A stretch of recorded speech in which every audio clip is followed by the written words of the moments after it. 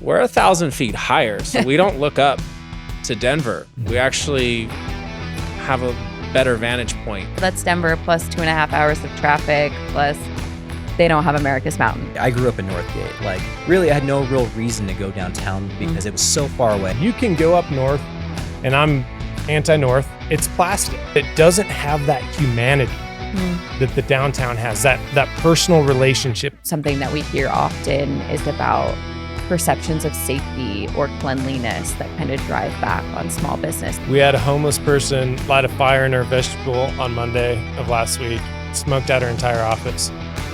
And I'm still committed to being downtown. I will say though, like, if we act like we're world class, we will be.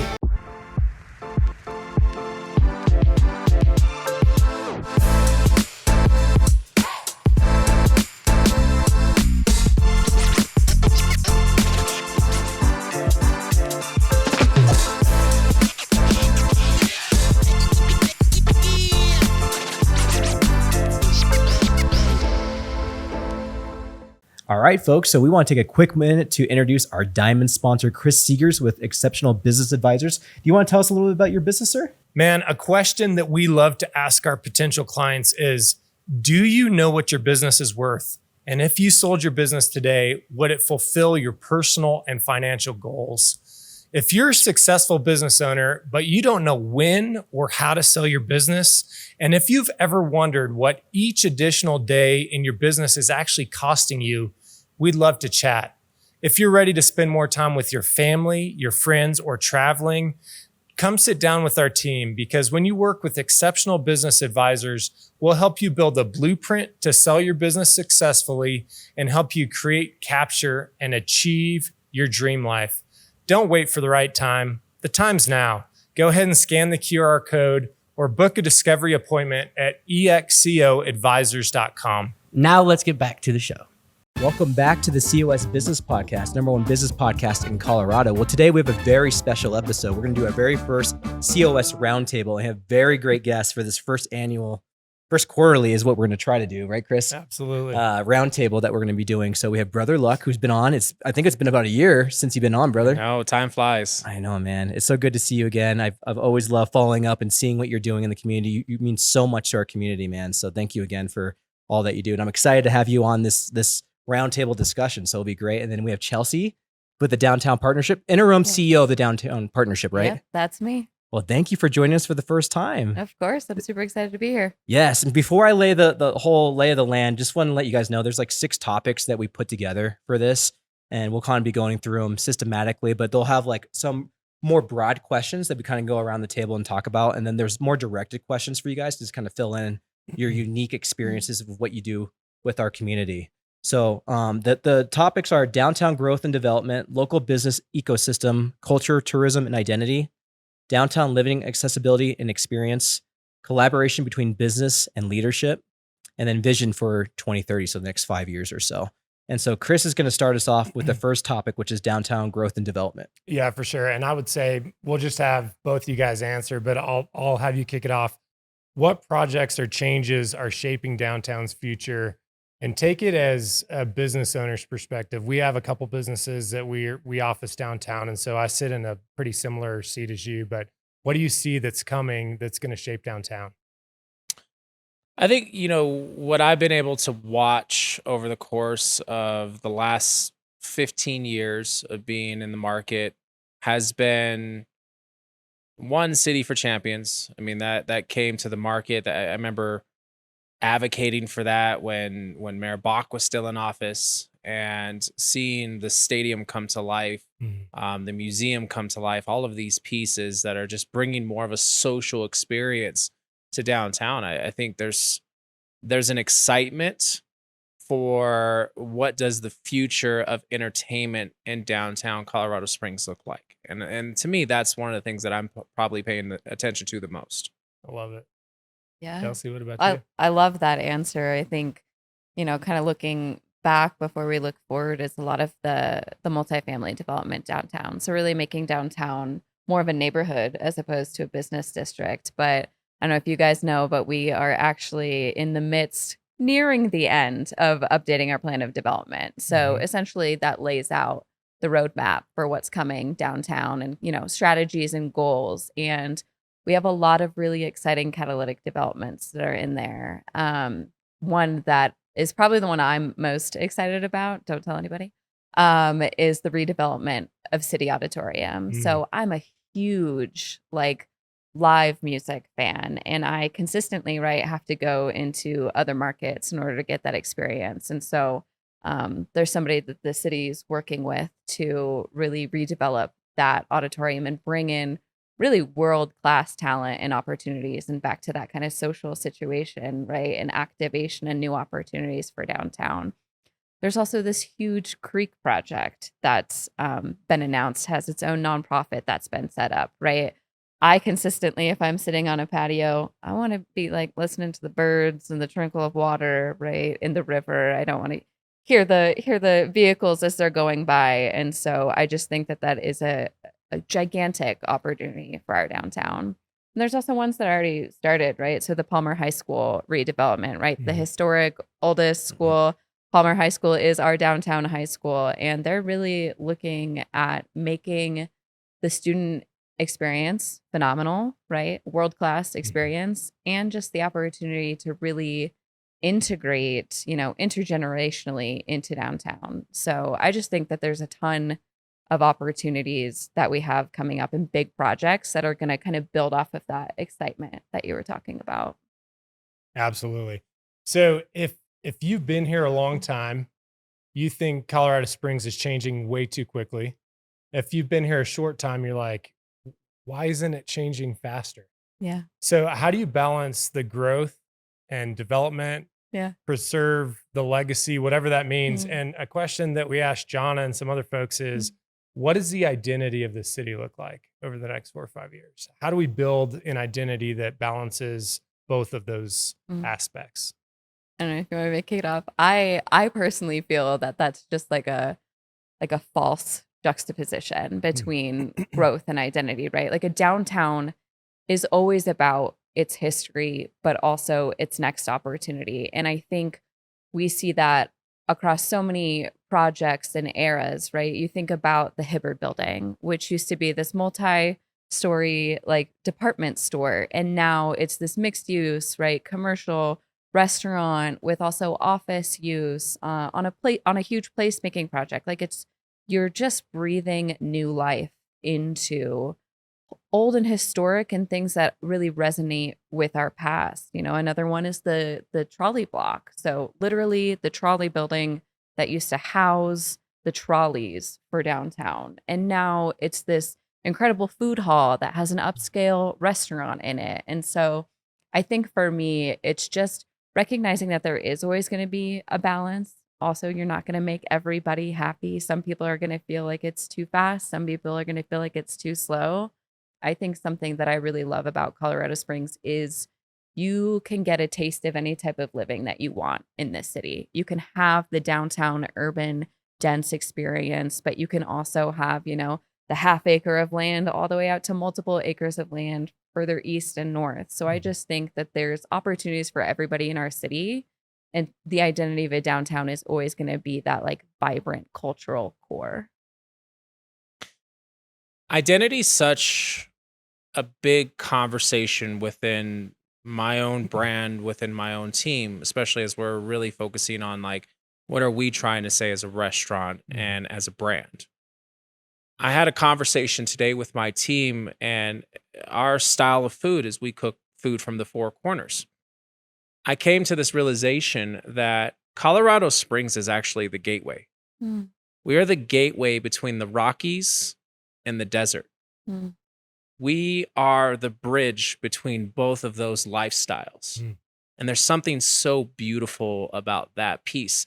Now, I moved here in 2006 is when I got here. And for the longest time, the constant I heard was, we're 5 years behind Denver. We're always 5 years behind Denver. We're 10 years behind Denver. I think there's a voice and there's a commonality within people of Colorado Springs that we have no desire to become Denver. We're not Denver. We are our own entity. We're our own individual. And I made this comment recently about Colorado Springs being considered Denver's little sister. And my response to that comment was, we're 1,000 feet higher, so we don't look up to Denver. We actually have a better vantage point to kind of view the 5,000 elevation. So I think we have to constantly be thinking about, like, we're our own personality, and we need to embrace that. We're not a metropolis like the big city up the I-25. It's completely different. I agree. And so we moved back 5 years ago, and we looked nationwide to kind of say, hey, if we could live anywhere in the US, where would we live? And we lived in Fort Collins 10 years. So we looked up there, then we looked at Denver, and we didn't like what we saw. And then we came down to Springs, and we're like, this is awesome. You have access to the mountains. You've got development that's happening. You feel like you're in this big momentum wave, where Denver, you feel like kind of Malcolm Gladwell's tipping point. You're like, man, they're kind of going down now. And I want to be part of that momentum where you're going, like you said, you've got this vantage where you're like, the opportunity is huge. So I love that. I think it's also really interesting, right? Because we're talking about brand and identity, and exactly what you said is like, no one's trying or striving to be Denver, but in some aspect, what people think of Denver isn't Denver. It's actually Colorado Springs. If people want, a certain level of amenity, a certain still, kind of level and pace of life, but that immediate access to outdoors, that is Colorado Springs. 100%. Like when people think of Denver, that's what they think Denver is. And they don't realize, oh no, that's Denver plus 2.5 hours of traffic, plus they don't have America's Mountain, right? So I think it's really interesting. We're not trying to be Denver, but I think a lot of the things that maybe initially drive people to Denver are actually the assets and the great things about Colorado Springs. We're going to take a quick break to thank our sponsors. RainTech. RainTech is a trusted IT partner that keeps your business running smoothly. From cybersecurity to cloud solutions and data recovery, they've got your back so you can focus on what you do best. Learn more at rain.tech. That's RAIN.tech. HR branches. Is your back office chaos? Are you buried in HR, payroll, and financial guesswork? Your passion shouldn't be a prison. Savion HQ is your fractional back office partner. We merge HR, payroll, accounting, and tax to bring order to the chaos and make your passion profitable again. Stop the bleed, get your freedom back. Find us at savionhq.com or email at hello@savionhq.com. Data Hubs is a compliance, intelligence, and orchestration platform that helps organizations meet the requirements of frameworks like ISO 27001, SOC 2, CMMC, HIPAA, GDPR, and more. Data Hubs gives small and mid-sized businesses a premium compliance experience while cutting down the time, cost, and stress it usually takes to get across the finish line. Learn more at datahubs.com. That's DATAHUBZ.com. Reveal Med Spa. Look and feel your best at Reveal Med Spas. With personalized plans that deliver real results, radiant skin, restored confidence, and natural rejuvenation. At Reveal Med Spa, we see you more than just aesthetic and wellness treatments. We provide a safe, judgment-free space where you feel valued, heard, and supported. Visit revealmedspas.com. I think it is literally just that too. We'll just double check. Book your next session at revealmedspas.com. That's revealmedspas.com. Fast Signs. From banners to vehicle wraps, Fast Signs delivers custom visual solutions to help your business stand out. Their team ensures your message is clear, bold, and effective. Get your signage needed handled at fastsigns.com. That's fastsigns.com. Dream Accounting Solutions. Take the stress out of managing your books with Dream Accounting Solutions. They provide reliable expert accounting services tailored to small businesses. Simplify your finances at dreamaccountingsolutions.com. That's dreamaccountingsolutions.com. Exponential Impact. Exponential Impact is driving innovation and entrepreneurial success in Colorado Springs. Supporting startups with mentorship, funding, and community resources, they help businesses grow and thrive. Learn more about their impact at exponentialimpact.com. That's exponentialimpact.com. And now let's get back to the show. So for the next level of questions, these are a little bit more direct questions. So Chelsea, yours is first. What does responsible development look like over the next decade in Colorado Springs? That's a loaded question. That is a loaded question. I'm going to speak specifically from the hat of downtown because that is right my purview, my lane. And really for downtown, responsible development is density, right? If we're speaking economically, sustainably, environmentally, we're just talking about this great access to our outdoors. Like if we want to maintain all of this great access, I also sit on the TOPS working committee for the city. So the Trails, Open Space and Parks working committee. Like I love the outdoors. Like that's part of why I live here. So if you want to protect and be able to utilize those spaces, you need more density, right? I also think it's about diversifying the type of development that we've made. So at the top, right, I was talking about our multifamily and really creating a neighborhood out of downtown, but we have to create different type of housing, right? So everything from attainable to ownership opportunities so that downtown can be a neighborhood for everybody. And I also think, right, small businesses, locally owned independent businesses are the backbone of the economy, right? And downtown, our number one job is economic development. And so we have to figure out how we can balance these big investments and really drive these big investments, but also look out for the mom and pop shop that is the identity that people love about downtown. Yeah, great way to put it. And speaking of small business owner, brother Luck, how has development impacted your restaurants and foot traffic? I mean, there's a struggle, and I think if we're gonna have like a real roundtable discussion, like let's touch on it. The challenge is we're focusing on locals, which are extremely important, right? That's the pulse, the heartbeat. That's the biggest that matters. Then we focus on tourism. We need people to come visit, enjoy our attractions, get to experience this beautiful city, get to the outdoors. We need them to stay overnight, right? That's the one thing I hear a lot. The one thing that's missing the most in Colorado Springs is the corporate spending. We don't have a convention center downtown. I can't tell you how many times in the last month I get a client who walks into the restaurant and says, "Here's my corporate card." We just don't have that as a revenue source, right? It's all private and it's all geared towards properties that do have convention spaces. And sadly, as a downtown business owner, you're left with crumbs to fight over. So when we talk, I was talking with another chef today, when we talk about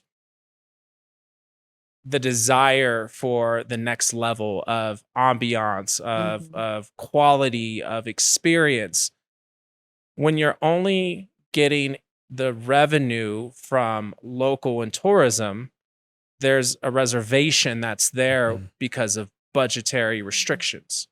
Versus corporate business will come in and say, not a problem. It's a corporate expense. It's a business expense. We're here on a conference. We need to figure out that solution. And I don't know what that is. I don't have that answer, but it's something that is really causing me as a restaurant owner to question how much longevity I can have in a market as a restaurant owner, where if I put $100,000 or $200,000 into a space, it's not going to change my volume. It's not going to change my check average, which is how I make my money as a business owner. Plus, I can't get owners to sell buildings. Yeah. So the challenge of not being able to own a building as a restaurant owner is another thing that makes me question how long do I stay in that market? Because after 12, 15 years, you need to be able to get to that next level to be able to invest back. Is that a reflection of just downtown or Colorado Springs as a whole? Well, I think it's why we're seeing an expansion of Colorado Springs. I mean, we look up north with the amphitheater, right? That is a perfect example of an entire area that is now growing. We see big properties like the Polaris that come into the market and add convention spaces and start to pull a lot of business. You see restaurants and tons of, and I live on the north end. I live on the Interquest side. I see constant hotels just building to accommodate all of that volume that's being attracted to that area. So I think you're seeing it spread out for that reason is I can own, I can build, I can grow it more than just downtown. Because 10 years ago, it was like 30 minutes to go downtown is not a big deal. Now it's a fight. Do you feel more optimistic or less optimistic on downtown today as opposed to like 4 or 5 years? Because I'm hearing a lot of pessimism of folks saying that exact same thing. Like, hey, we're thinking about moving up our office up north. We're thinking about this. I'm not that way, but I'm definitely hearing an undercurrent of it. It's a struggle to decide if it's going to be something that I will continue beyond the leases that I have, just from a business perspective. For sure. It's economics. And economics are everything. And what's best for my team, what's best for our investments. Like this is where we have to think of it as a business, not just a passion. As much as I love downtown and I've always been a part of the market, downtown living isn't the only solution. Yeah. For sure. Oh, and we don't disagree, right? Everything you're saying, we agree with wholeheartedly. And it's how do we drive that investment so that we do have those additional spaces, right? Those meeting spaces that can pull in the big numbers and the corporate travel, the hospitality spaces that can do the same. And I think in the last like 5 to 10 years, we've made a lot of progress there, but we still have far to go. I mean, everything that you're saying is everything that we hear of how much people love downtown for your businesses, but your businesses can't survive without more of that density and foot traffic. So it's something that we wholeheartedly are endorse every day, that right is our job. But there are a couple of things in the pipeline that I think really meet that need. But I mean, right now with where larger economic market is at, it's really difficult to get that moving. Yeah. And I agree with you on the real estate side. There's not been a pullback. So we've tried to buy 3 buildings downtown and all of them are cash flow negative, even with the owner occupant. And I'm talking to these guys. I'm like, what are you guys thinking on this? And they're like, well, we bought it at the top and we think it's worth what it is. I'm like, the economics don't make sense. And there's not enough pain yet to kind of push that transition to where somebody can get into a good space that helps your bottom line. We're the victim of our own success at that point, right? Of like people have expectations of what they can get for their buildings, square foot prices, but the reality of what our markets can support, they're not driving yet. Have you guys checked out? Have you ever done anything at the Gaylord, just the Gaylord of the Rockies by the Denver airport? Have you ever? I mean, that's like its own city as one resort. And think about the corporate events like you're talking about there. You got Chase, JP Morgan, Wendy's, like they throw. Well, we have that here. We have the Broadmoor. Right. Right. That's a city. That's its own entity, but it's private. Right. And they're great stewards of our city, you know, depending on your experience. But that's a huge piece of that. That the Gaylord is just a competition to the Broadmoor, and it just cuts off a lot of the airport traffic from DIA to not have to drive an hour to that resort. So we have to look at the corporate money, which is, I mean, Denver's downtown business is built on a convention center. San Antonio's downtown business is built on a convention center. Like you have hotels that build up around it. They support the restaurants, they support the shopping, and they stimulate the economy. We don't have that corporate money in downtown Colorado Springs, which is a lot of missing money that doesn't go to the local economy. What does it take, Chelsea? And you might, and don't, if you don't know the answer, no worries. But like, what does it take to have like a convention center built out in like a city like ours? What I'm sure, you know, that might be a John question. I'm not sure, but that is something that I think is super vital to what it's in our charter. About. I was about to say, we've actually explored this as we've been updating our plan of development, because we are one of the few kind of metropolitan areas of our size that doesn't have a quote unquote convention center within their downtown footprint. And I think, as brother was alluding to, it's within our city charter that like the Broadmoor serves as that. And if there was to be anything that was publicly funded, it would require a vote of the citizens of Colorado Springs. But that's purely for public financing. There are opportunities should private development want to come in and do that, which is some of the discussions that we've been talking about. There are opportunities to pursue that.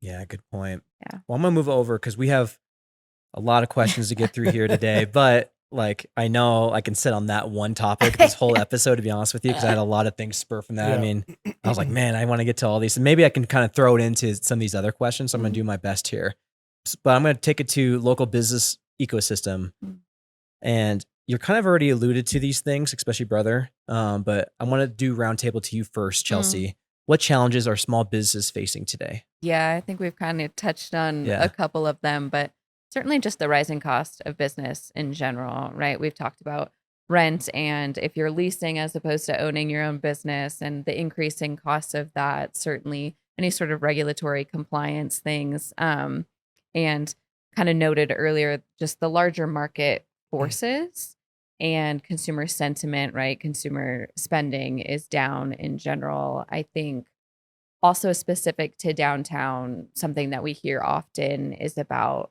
perceptions of safety or cleanliness that kind of drive back on small business and coming to the, the urban center or the urban core of your city. And there's also the e-commerce, right? That's just continued to grow, especially coming out of the pandemic. And it is extremely difficult for a small business to compete at the price level, at the convenience of something that gets delivered to your door. And also they have this huge, budget for marketing and marketing engine. So there's just a couple of things that I think specific to downtown, what our businesses are facing right now. That's solid. Anything else to add to that, brother? I think you kind of hit what you're facing specifically, but anything else to add? I mean, there's a challenge with every business dealing with labor, right? Mhm. How do you still continue to employ and train and mentor and provide great quality service and experience while every year the rates continue to go up? And it's a challenge because there's not additional skill sets that are being required with all of these increases. So every year as we increase minimum wage and we keep growing what is a livable wage, we no longer have entry level positions. Because you can go get a job at a fast food restaurant and make more money with college tuition and all of these perks that this corporation has, that small business owners can't compete with. And we're now to a point to where the demand for entry level wages these were salaried positions if you really factor them out on an annual basis. So I think labor is it's a challenge because you don't have a more passionate, skilled, qualified person coming into that position. You're getting entry level people expecting those rates. Have you seen that improving last 12 months? Because, excuse me, we've hired, I think, 35 people in the last 12, and it's getting easier. Not like substantially, but the quality of the candidates is getting better, and the expectations. It's probably similar to I'm like, I just need you to show up and do a job. Like, I don't need you to be a rocket scientist. I just need you to show up and do a good job and show up every day. And that became so difficult to find. But now, as there's pressure on the marketplace, people are losing their jobs and they're having to say, okay, I'm ready to get back to work. Are you seeing that or not yet? Yeah, I have a philosophy of train. I will hire mindset, I'll train skill set. Nice. And my focus with that philosophy has been, I need to better train my leaders to hire harder, to protect the culture so there's less turnover. So we are definitely seeing better quality candidates come in the door, but we're hesitant to hire. We have such a smaller team and a tighter team that we're protecting that culture, because I think when we got the ignition, the reignition of COVID, the pandemic, when everyone was like, okay, you can come back to work, and no one wanted to work, we were like overwhelmed and we didn't know what to do. Now we're starting to get past that kind of, all right, I guess I got to go work now. And you're seeing much more people come back to the marketplace. But I mean, I still haven't opened up for lunch because there's not the workers down there that's giving me a demand for, I should open back up for lunch. For sure. Yeah, that's extremely tough. I mean, that's such a hard thing to balance, right? How do you square rising wages with the cost of living, with the cost of food? with the demand of foot traffic in downtown. That's just, it's so many places. It feels like you guys are trying to balance all at once. It's like, and I think a lot of people, they don't understand, like, it's a myriad of issues. It's a very complex issue to solve. And it takes everybody together to really solve that issue. It's not like, oh, have more events downtown. Maybe, but like, there's so much that goes into this whole thing. So I think those are really good points.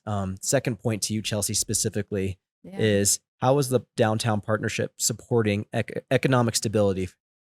Yeah, I think, well, at the partnership, we have several organizations kind of within our umbrella. And I think first and foremost, when we're talking about some of these specific things that we know some of our businesses are dealing with, the Downtown Development Authority has grant and loan programs. So kind of back to, we're in the historic core. So we're in some of the oldest buildings in our city. So we have some grant programs that help with updating the facade or with energy efficiency upgrades for the businesses. But I think one kind of specific to one of Brother's points earlier is we launched this loan program that's helping tenants move into ownership to allow that stability for their organization. And I think, the partnership itself is the advocacy arm for downtown. So we also work with both our local electeds as well as our state reps when we hear that there are certain challenges that our businesses are facing. Same thing I'm sure you probably heard from Jonna at the chamber, is recognizing that we have to build an ecosystem and remove the barriers that the businesses are really dealing with. Solid. Yeah, I think that's great. I really do. And then for Brother Luck, what do downtown restaurants need the most right now? I think a lot of what and I can only speak to myself and what I chat with other restaurant owners, is really just the volume, the support. It's the Sunday through Thursday business. Mm-hmm. We're a very Friday through Saturday busy restaurant kind of culture. It's Sunday through Thursday where restaurants die. And that's where I think you can offer the most support, is dining on those nights with your local businesses, with going out and supporting them on the nights where they're not in demand. And it's not just dining in, it's even the gift cards.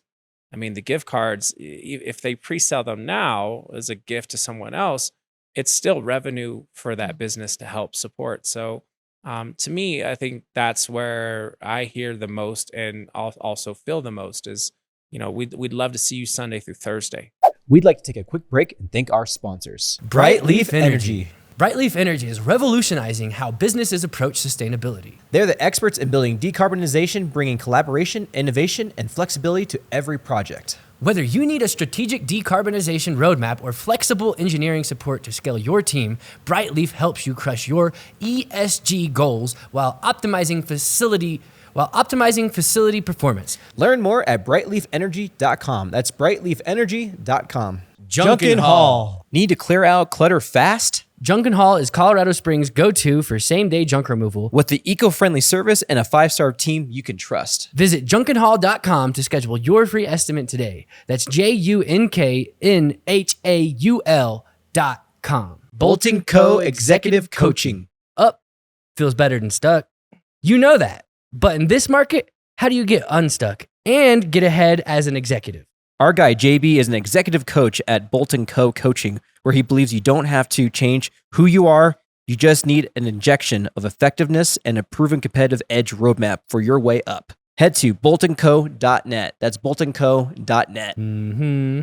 Be Our Guest Getaways. Be Our Guest Getaways specializes in Disney cruise resort and theme park vacations. Planning a Disney vacation can be stressful. Let Be Our Guest Getaways provide you with concierge-level service for free. Learn more at beourguestgetaways.com. That's beourguestgetaways.com. Planet Duct. Planet Duct is the #1 choice for professional air duct cleaning in Colorado Springs and Southern Colorado. With state-of-the-art equipment and top-tier service, they make sure the air in your home or business is clean and allergen-free. Breathe easier with Planet Duct. Learn more at planetduct.com. Awesome Home Services. Awesome Home Services delivers top-notch HVAC solutions for your home. Whether you need heating, cooling, or system maintenance, they ensure your comfort year-round. Visit awesomeservice.com for your HVAC needs. That's awesomeservice.com. Proud American Electrical and Solar. Give Proud American Electrical and Solar a call today for all your electrical and solar needs. They are locally owned and operated business right here in Colorado Springs. If you're looking for information on solar, this is the company you will want to call. Check out their website at proudamericansolar.com. Use promo code COS Business for a 5% discount today. Pinnacle Advanced Primary Care. Pinnacle Advanced Primary Care offers affordable, accessible healthcare with a focus on you. They provide exceptional primary care without the hassle of insurance barriers. Experience a patient-centered approach. Learn more at pinnacleapc.com. And now let's get back to the show. I have a question for both y'all, just kind of off cuff here. I always said on this show that like our city's very pocketed, right? You got Northgate. I grew up in Northgate. Like anything in Northgate, even back then when it was just farm area, there was still everything you really needed. There was your local grocery store. There were your bars you needed to go to. Really, I had no real reason to go downtown because it was so far away. Even if it was only 20 minutes, it has its own little area. You got Powers Corridor. You have the West Side. You have South Fountain. They all kind of are really pocketed, and people tend to not really leave that area or even their zip code really. And so like I feel like there's a big challenge of how this city's really built out the way it has been built out. 100%. Do you think that's been a major factor to the success of downtown, maybe why it doesn't get the traffic that it needs? 100%, right? We are the epitome of urban sprawl in Colorado Springs. And we do have, you know, back to the InterQuest point earlier, is we have these competing corridors where some of this, it's certainly easier to develop greenfield than it is downtown. There's different hoops you have to jump through, which is part of why we come to the table to try to help make those hoops easier. But there is that competition, and people, rightfully so, right, identify with their neighborhood, but that makes it extremely difficult to pull people into other neighborhoods. Like people are proud to be a West Sider. People are proud to be a downtowner. I'm assuming people are also proud to be the Powers Corridor, right? Like that's their home. And so it's very difficult actually to pull our locals into downtown in terms of foot traffic and spending. I had someone tell me, "Oh, chef, where do you live at?" And I was like, "Oh, I live on the north part of the city." And he goes, "Oh, you live in Mordor." Oh my God. First time I've heard that. And he was a downtowner, but you know, it's, man. I mean, I've lived downtown. I've lived in this market, and I've opened my business here, and you know, it's making sense of what makes the most sense for us. I mean, we used to own a property out east, and it was great. I mean, we were out there on like that Mark Shuffle area as that was developing, and it just kept growing and kept getting busier with everything you needed. But the challenge was my wife works in Denver. So for her to get up the Powers Corridor to I-25 was an extra 40 minutes. Yeah. So we moved north for that reason of she's able to skip Powers now and just jump straight on I-25 at InterQuest to get to work. Yeah. So it's kind of figuring out our accessibility to where we are of like, because it used to just be Powers and Platt and I-25 and there wasn't really much else of how to get around the city. And now there's so much more traffic. Yeah. The mobility throughout the city, right? Huge discussion of east-west corridors, not just north and south, and making it more accessible. I have another wrench throw in. I'm going to rope Chris into this because I know it's one that we've been talking about for a long time, because we have asked questions. I don't know if brother, if you've been following this, but we ask questions on our Facebook page all the time. Like, what can we do better as a city? What can downtown do better? And a few weeks ago, because Chris just always pops in my ear, I'm like, what do people think about parking meters in downtown Colorado Springs? And I mean, you could probably imagine what people were thinking about that. Yeah. What are your thoughts on that? I know that might not be a question you could probably fully answer, but I'm not fully answered. Yeah. We need to know the truth. Yeah. My job, I joke, historically is trash and parking. So yes, we talk about parking a lot, and I think it's really interesting. And I think it goes back to kind of our identity of being this small town, right? There aren't any other major downtowns that you go into and you expect to park immediately in front of where you're trying to go and not pay anything to park there. And it's actually a driver of churn for there to be paid parking, right? Because if there's not paid parking, who's going to park immediately in front of your business? It is going to be your employees or your ownership, anything like that. And it's also just funny to me on a personal level that, you know, people complain of maybe you have to park a block or two away, one in a structured parking garage where you are protected from all of Colorado's lovely weather elements. But also, if you go, let's say park in front of a big box store, walking from your parking spot at that big box store into that big box store and through that big box store, you're probably walking further than where you're how far you have to walk downtown to get to 15, 20 more businesses. So I am an advocate for paid parking. I think it actually really benefits our businesses. And I think it goes back to, the identity of who we were and not necessarily who we are or where we're going. Fair I'd, enough. I'd push way back on that. Oh, So, number one, you're competing, since we're such a big horizontal, vertical town, you're competing against the north, which doesn't have paid parking. yeah. It's a factor for us. We live on the southwest side. Mm. And if we're going to eat somewhere that I can pull in and park and go, it's annoying. It's an inconvenience. I hear And that. here's what the other thing.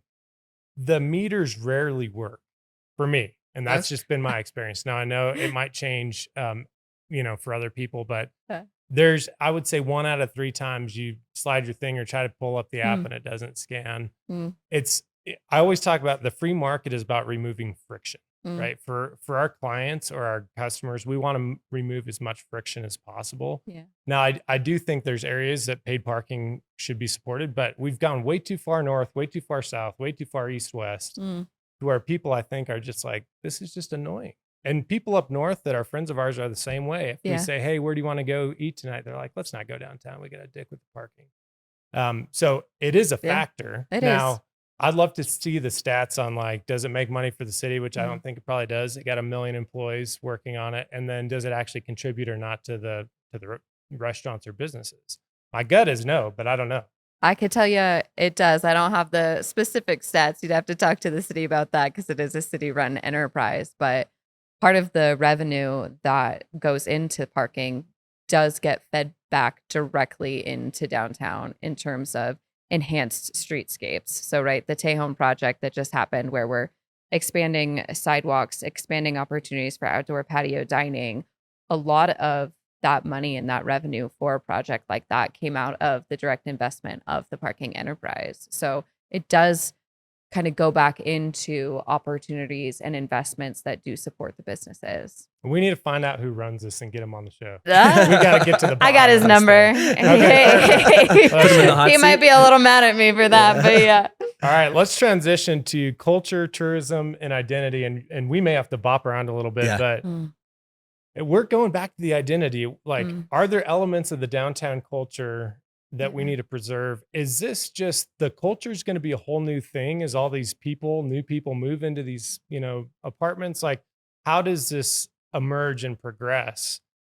Because it's going to change dramatically. The amount of apartment complexes down there is, I don't know what the number is, but it's massive. And so you're going to have thousands of people that never lived downtown probably before that are now wanting to be part of the cultural shift. We've had about a little over 3,000 new units in the last decade or so. And so once all of those are kind of fully leased up, we'll have around 8,000, 6,500 to 8,000 new downtown residents. And I do think that is going to, change what the identity of downtown is. It already has, Downtown is a neighborhood as opposed to just a solid business district. And I, again, kind of back to the feeling like it's a false juxtaposition earlier between growth and the history. I think you can do both. There are certainly going to be things that we are going to maintain and protect as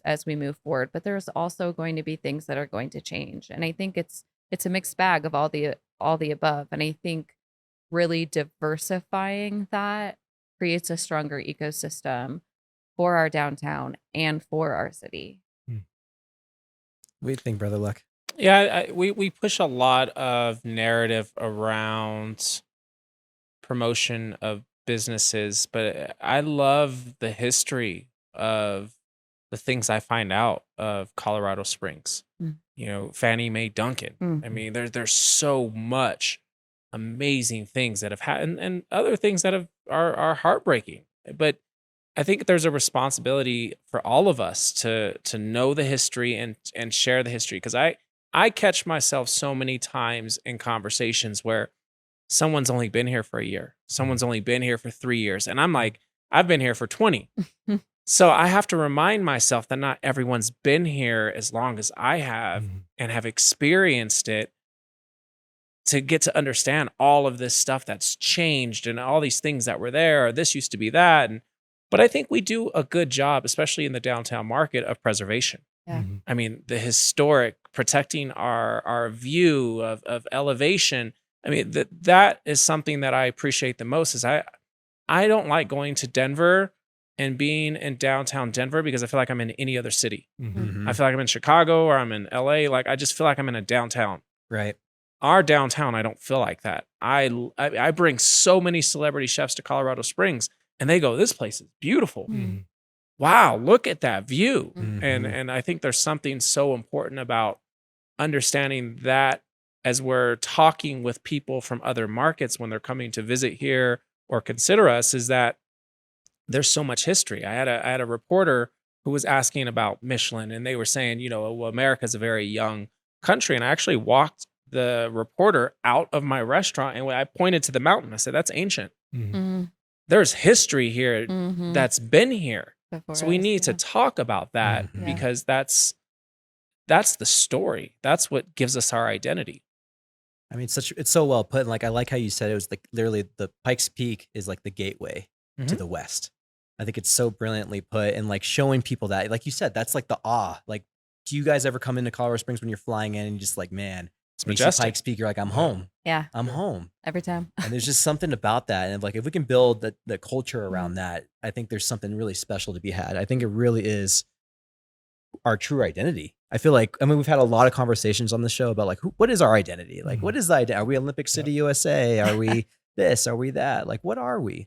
And I think that's a really good, well put, like branding piece to who we are, is that Pikes Peak. I was on a building downtown today, and I was like taken back. I was with Perry Sanders today, and he just had like the best view from one of these rooms from the mining exchange of Pikes Peak, and I was like, man, it takes me back. I've been here for 22 years, and I'm like, man, this is the most beautiful, beautiful mountain. Yeah. I love it. America's mountain. So that's a really good point.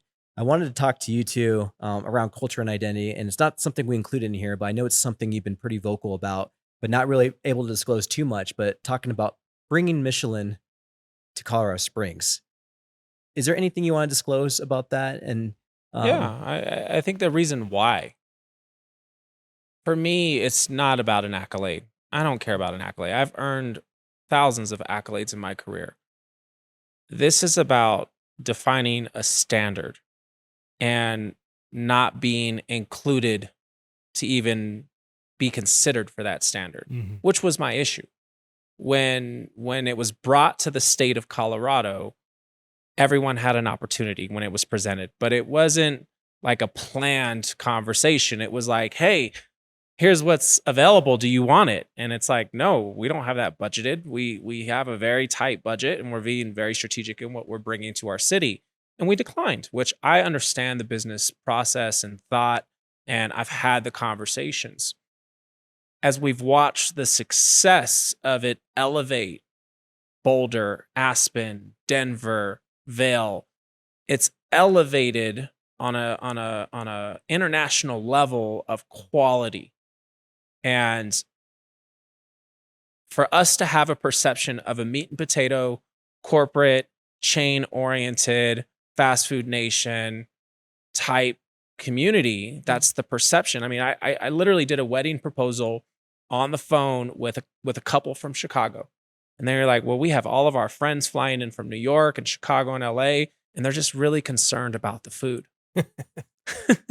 and I'm like, well, one, I'm a James Beard nominated chef. Two, we have all these accolades from these shows that we've been on. We are more than capable of doing a high-end experience for you and your guests. And we'll tell an amazing story while we create your experience on Venatucci. Like, it's going to be beautiful. And I had to convince them, though, that we were of quality. And I think bringing a brand like Michelin to Colorado Springs gives us the same type of credibility that the Broadmoor has as luxury Mhm. as a Mhm. 5-star, 5 diamond. We need to constantly be competing on that luxury level, not just the Broadmoor. Mhm. If you build it, will they come? Absolutely. I saw immediate economic stimulus when I went on Top Chef. People drove from Denver to come to my restaurant. Mhm. I talked to people from all over the world in my restaurant. So I think when you have some type of status or recommendation Mhm. on a brand I attach myself to Bobby Flay for that reason. Mhm. He's a way bigger brand than I ever will be. So I attach myself to his brand because it elevates my brand. Mhm. They know him.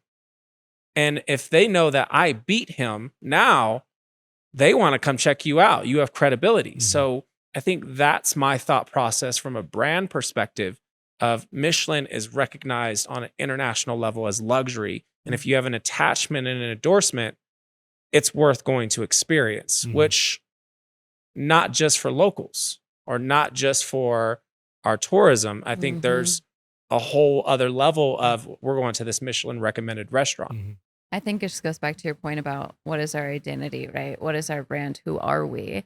And if we're not in alignment with, all of the players at the table to really be rowing in the same direction, going for the same thing, like we're not going to be successful if we don't know who we are or who we Mhm. want to be. Like, how are we ever going to get there? Mhm. And so I couldn't agree more with we have to elevate what is the understanding of Colorado Springs, right? We consistently go elsewhere and people have a perception of what we are, but we know that that's not always necessarily the case, right? We have phenomenal local food, but Mhm. people think we're the chain capital of USA. We have to Like, fight for it. exactly. And So I will get into this argument with so many people, not an argument, but I will defend because Mhm. I'm an ambassador for this city and I Yeah. speak up on behalf of this city yeah, at every opportunity. yeah, So when I meet someone from a Vail or a New York or a Miami and they're like, "Oh, Colorado Springs, that place is so boring. That place is not cool." I go, "I'm cool. I am not boring. I'm amazing." Mhm. Because I am an ambassador, I'm a representation. So for Totally. you to say the city's not cool means you're telling me I'm not cool. Mhm. And I'm one of the coolest people I know. Mhm. So that confidence in what I'm representing is so crucial Yeah. because I cook with all of these other Michelin chefs and I invite these chefs. Literally have a chef from Napa flying here in January to cook at my restaurant. Mhm.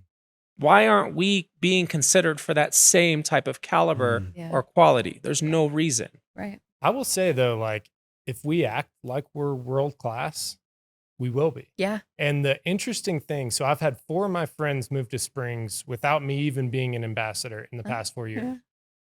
And kind of randomly, I'd say, "Oh, what? I saw on LinkedIn you moved to Springs, and I want to get together with you." I'm like, "Interesting." And I asked them all, "Why'd you Why? move to Springs?" And they're like, "Cause it's awesome. Exactly. It's awesome. It's an incredible city. We have 12 minutes to any great Yeah. hiking anywhere in the Yeah. city. The food's great. Like the people are great. We don't So sell people ourselves. now Yeah. are seeing this as the Yeah. destination, but we've got to Mhm. start acting like a world-class city and demanding that respect, Exactly. right? And negotiating big deals. This is what Yeah. I've been telling John and everybody. I'm like, we need to be negotiating way bigger deals than what we're doing. Yeah. Like big, big, big, think big. Yeah. Because people are like, yeah, show me why I should Yeah. move 1,000 people here. And I'm like, I could tell you that. I Yeah. could sell you that tomorrow. Exactly. This is And an we awesome don't. city to live in. Yeah. We don't sell ourselves. And For sure. that's the problem. And so much of it is like people don't know till they get here. I was Mhm. like, that's not going to help us, For right? sure. That's not going to help us make these big, bold moves. Mhm. Like, we have to sell ourselves better. Absolutely. Amen. Well, I'm going to move it down to collaboration between business and leadership because I feel like that's a good way to almost conclude what we've been talking about. By the way, we're Yeah. going super quick. I know we only have like 15 minutes left in this roundtable, but you guys have been fantastic. So thank you again for your collaboration with this whole thing. What does strong collaboration look like today in downtown Colorado Springs? Chelsea first. Oh, sure. I think it's kind of back to my point earlier is that all of these different community leaders, the administration, right, the chamber, the downtown partnership, we all have the same desire, is to make, in our case, right, downtown great or Colorado Springs great. And I think sometimes there's just like the breakdown in understanding that we're not going to be successful unless we're all in alignment. So sure, we can be successful in certain pockets, but if we are all aiming for the same thing and talking to each other and collaborating and recognizing that we can't do it without each other, like we could be so much more successful. Well put, for sure. Brother? I think it's selfless promotion. Anytime someone asks me about my business, my first response is usually someone else's business. And I think that is the beauty of the camaraderie, especially in downtown, that we have, is we all know each other. It's Colorado Springs for a reason. And we have to constantly be pushing each other's businesses and getting them out there. So every opportunity I get, like if I go on Facebook and I see someone going, where's the greatest restaurants I should go to? I'm never going to say my restaurant. I'm going to name 3 or 4 restaurants that I love, of restaurant owners that I know, that I appreciate, that I want them to be successful. And I think the more of that like selfless promotion is what strengthens us as a downtown community. Love that. Yeah, it's almost like you guys are all in the trenches together, right? I mean, because it is. You guys are literally all in the trenches together, and you've all been downtown for quite some time. If you're talking about the same partners that I'm thinking that you're talking about, I mean, a lot of people have been downtown for decades who are still there. And it's you have to extend those arms though, right? When Ombly came to the market, right? When they came to the market, I feel it's important to extend that hand and say, welcome. We are so excited to have you here. When Roth's opened up, my first messages were DMs like, hey, chef, welcome. Whatever you need, here's my cell phone number. Like that to me is hospitality. And that's what, it's not just in the downtown market. We have to be that as a city all the way through, because we're in the trenches as a city, not just in downtown. It's all of us. Because when they say Colorado Springs isn't cool, they're talking about all of us. 100%. And that's the abundance mentality. We can make the pie bigger for everybody else. And I firmly believe that. That's where Colorado Springs is going. If we can do one thing that's good for you, it's going to be good for all the businesses, for the people that are frequenting it. If we can get together and make it safer, that's going to be good for everybody. I mean, and we are going to do it. That's what I love about the culture here. People here are kick-ass Americans that are like, we're going to problem solve our way out of this. Whatever that looks like, we're going to do it. And it's, you know, it's military presence. It's not military. But it's just people that are like, this is the greatest country in the world. And I think Springs is the greatest city in the country. And I want to build that with other people that think that. And if you don't think that, I'm like, you should go find somewhere else that you think that about. That's okay. You know? Yeah, I'll speak a little bit for Andrew, but when Andrew, who founded the show, originally talks about is like he came here in 2019 time and he went to all the networking events. And the one thing that he found was that like everybody was open arms to embrace him and like introduce him to people and connect him with people. And so like he started this podcast just to really meet more people, but it was also the networking and the people, everybody embraced him. And it's like, what town does that? What town doesn't have like gatekeepers left and right? Like he met some of the most powerful people in this town within the first 6 months. He was here. I had just moved back to Colorado Springs from Fort Collins when we linked up. And I thought I was connected for the first 15 years I was here. And like when I came on with this show, I was like, oh my gosh, this guy knows everybody. He knows everybody because he's giving first. He's doing a show highlighting the folks from here. It's like a love letter to the city, the show. And so like there's something different about our town. And I feel like the collaboration the past 5-10 years has been exceptional in this town as far as like the leadership from the chamber, the downtown partnership, the visitors bureau, local business owners. It's been insane. So I definitely feel like we're on the right trajectory. I feel like something special is about to happen. And we're all kind of just like, we're in the trenches together and we're like, when is it going to happen? Because we're all kind of holding tight because it's still hard. It's really hard out there still. And the better we can link up with one another, the better for everybody. Like I would love to come over there Sunday to Thursday now that I know that that's something that's important to your business.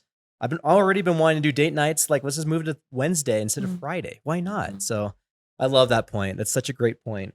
Well, the pulse of the city too. I mean, for us to have an elected mayor that's non-affiliated, Mhm. it tells you that everyone's tired of choosing a side. Mhm. Like that's a city speaking Mm. on as a voice right now, and I think that is that camaraderie that you see, that commonality is we all want something great for the city, Mhm. and it's not about left or right or choosing a side right now. We want to collaborate. We want to talk. Like I need your help just like you need my help.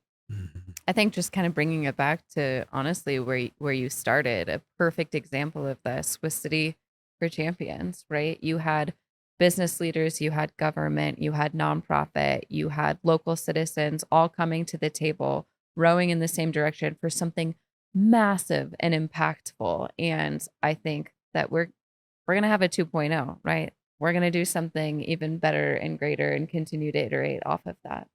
Yeah. I got roped into City for Champions in 2012, 2013 because it took me leaving Colorado Springs to appreciate Colorado Springs. I left here, Same I here. moved to Chicago, and I missed it. Oh, I missed the beauty, I missed the people, I yeah. missed living here. Mm. And I fought every way I could to get back to Colorado Springs, and it took me a couple years.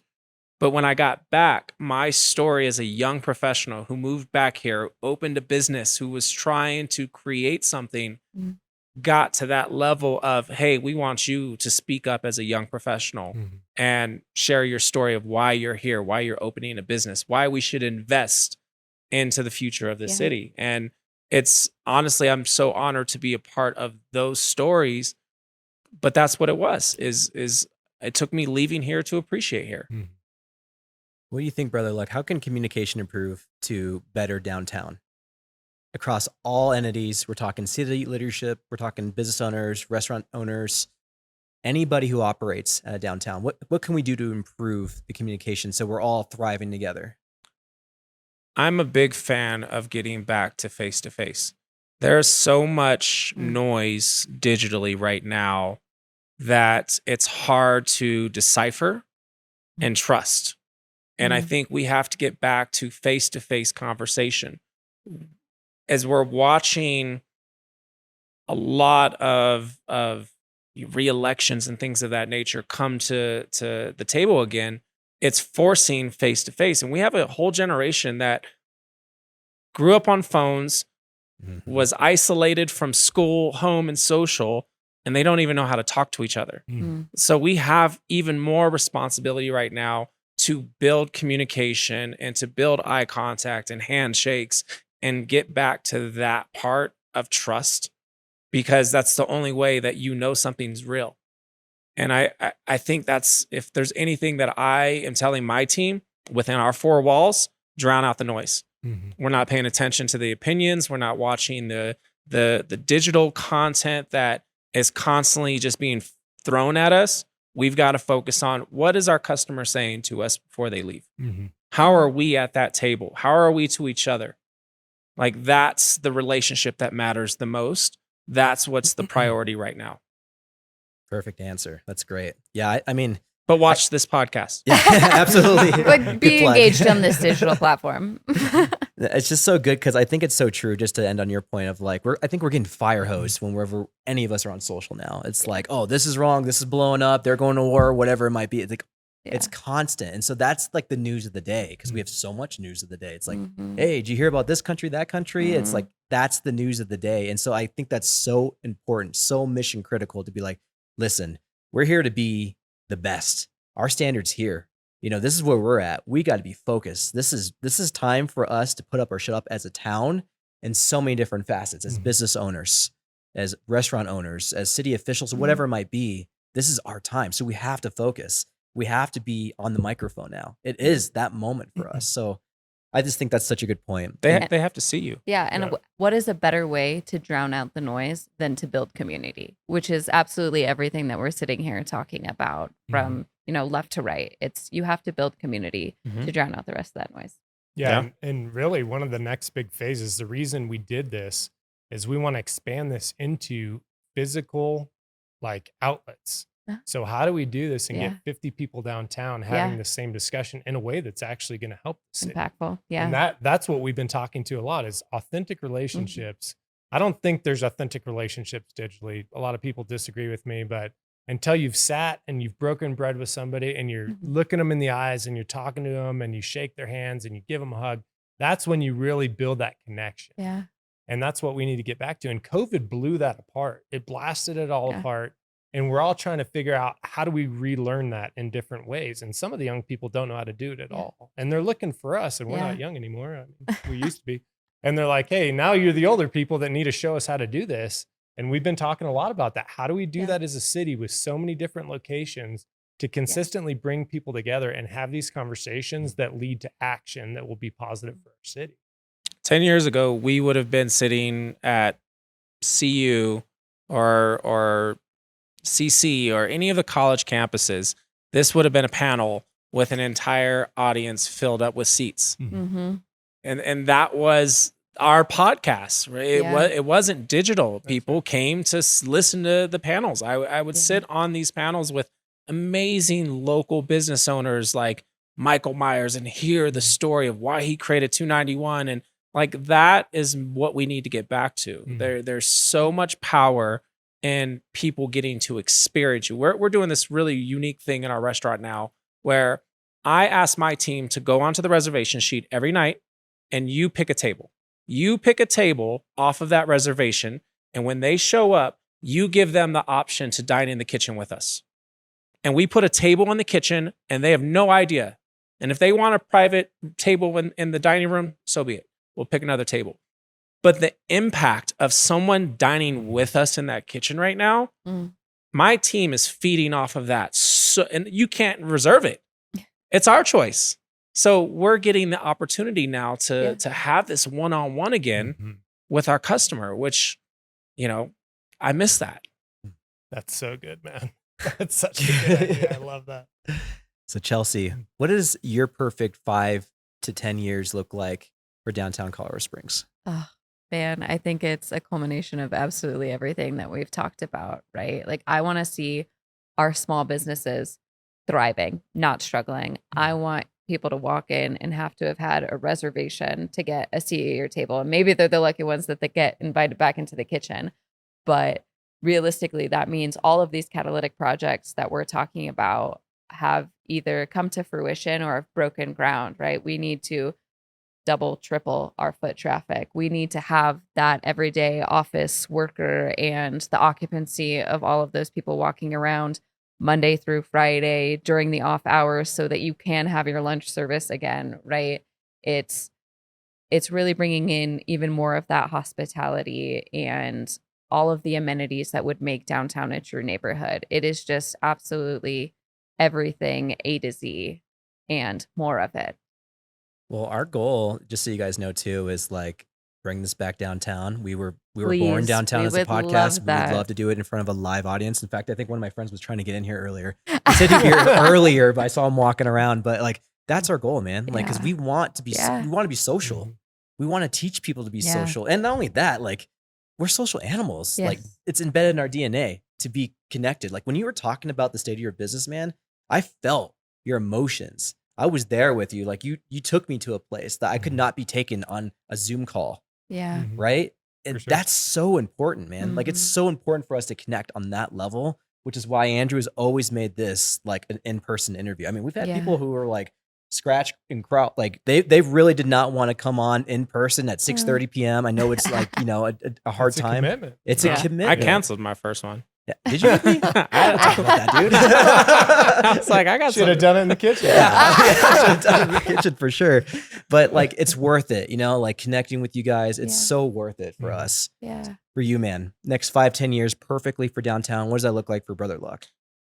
I want to see more people working downtown, not just in the food service industry in general. More offices back to work, more spaces being focused on increasing the volume beyond just our tourism or our locals. Like, we need more work downtown.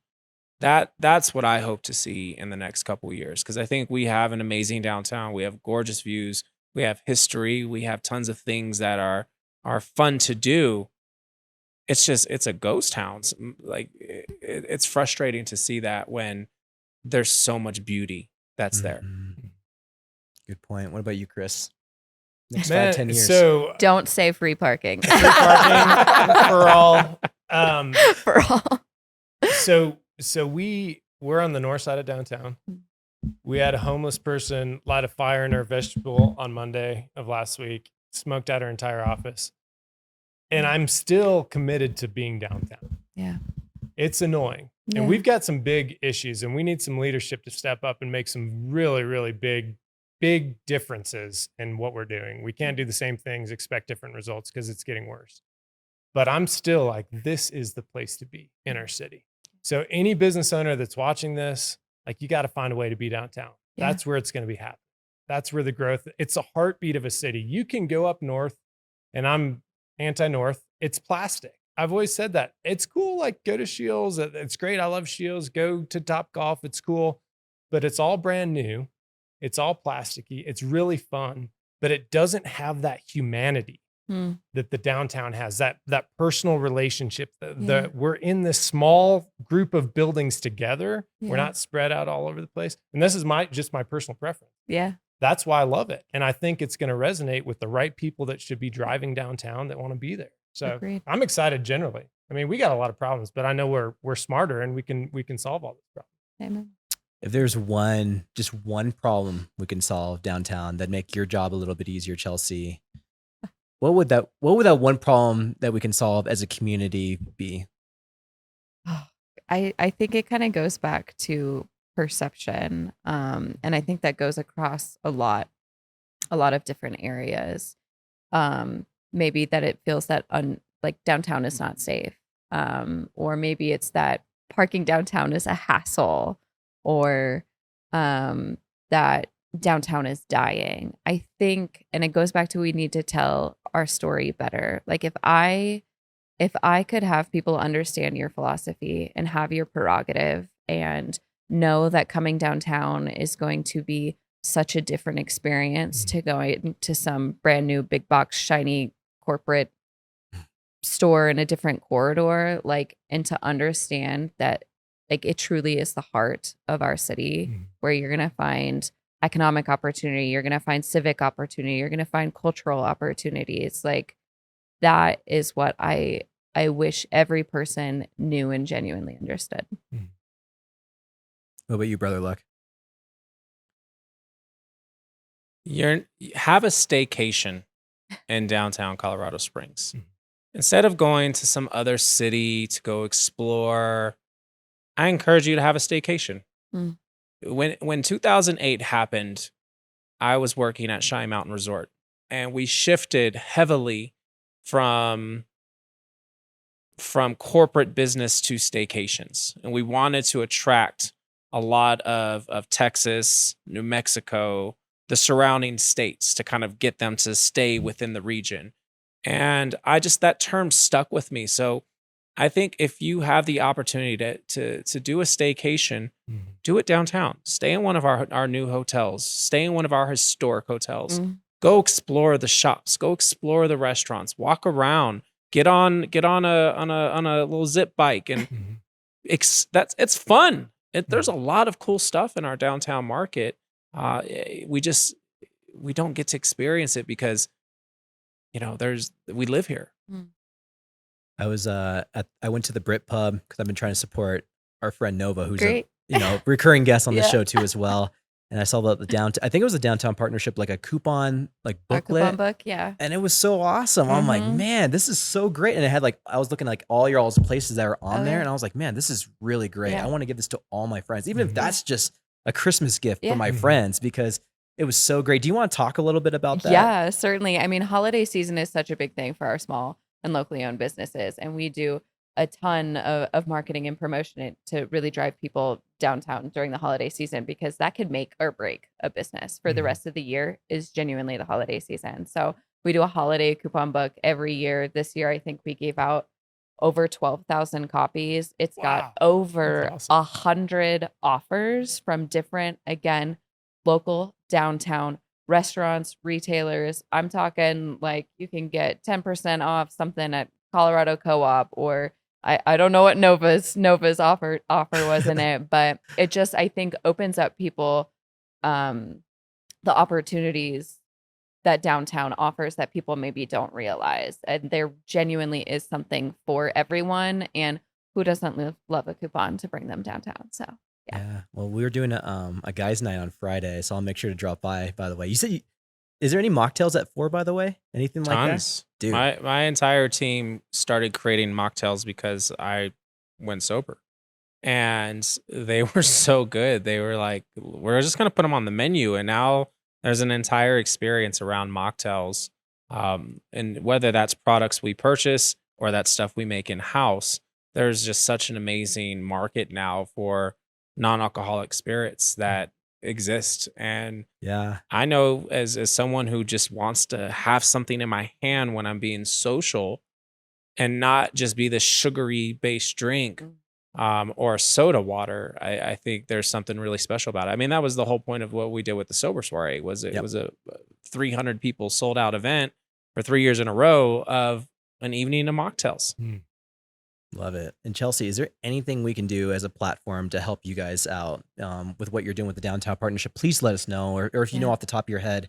I mean, our goal is to come back downtown and have this show, like I said. You. And so if there's anything else, I mean, beyond just like highlighting this city and all the great people and uncovering all these amazing stories, please let us know. Of course, if there's anything else that we can do, because we're about it. I mean, we're always going to be here in Colorado Springs. That's our goal. You know, we want to highlight all the extraordinary people. People come on, talk about our show all the time. I know there's not a camera on Andrew, but they come up to us all the time. Be like, I didn't know about so-and-so on the show that they did this X, Y, and Z. And now they're starting to recognize us in public too. Like I work from a coffee shop mostly, and now I can't work really from a coffee shop mostly because I get recognized. So I'm like, man, I used to be the nerdy incognito guy, not no more. But anywho, like anything we can do, Chelsea. I mean, certainly I'm just going to reiterate, the holiday season for our downtown is so incredibly important. And I'd also be more than happy to connect you to any of our downtown businesses. If there's a specific niche topic you guys want to talk about, I'm sure we have someone downtown who knows about it. So happy to make that connection.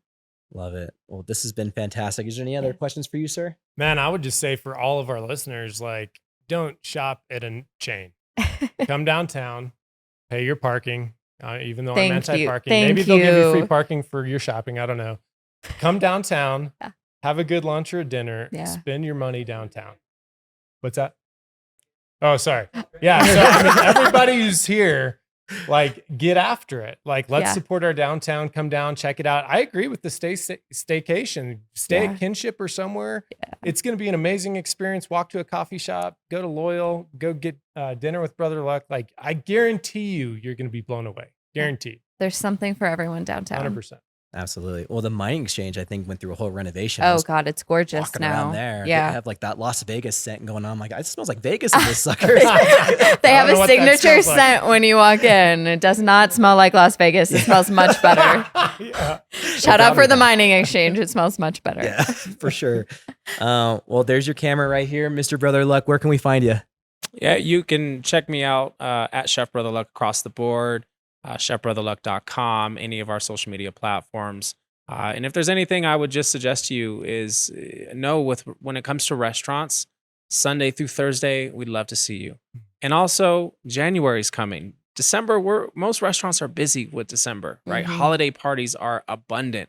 It's January that everyone's afraid of. So the restaurants are going to be fighting with the cold weather, with the after holiday spending hesitations. Get out there and support your restaurants around that time, because that's when they're going to need you. Love it, brother. Where can we find you, Chelsea? There's your camera right here. Hi, you can find me at downtowncs.com. If you are not on our social media, please follow us. It is how you find out all of the cool opportunities of things that are happening downtown. We have Instagram, we have Facebook, we have LinkedIn, and also you can subscribe to our newsletter. Every other week we send it out. That's also how you get to get in the know of all of the new up and coming things that are happening downtown. Love it. Well, this has been a very good first episode. Thank you guys again for the time. I mean, we really appreciate the answers, the honesty, whatever we can truly do. We will help you guys out with whatever. We're always just a text or call away. So we appreciate it. Yeah. All right. Well, this Been has great. been the COS Business Podcast, and we'll see you guys on the next one.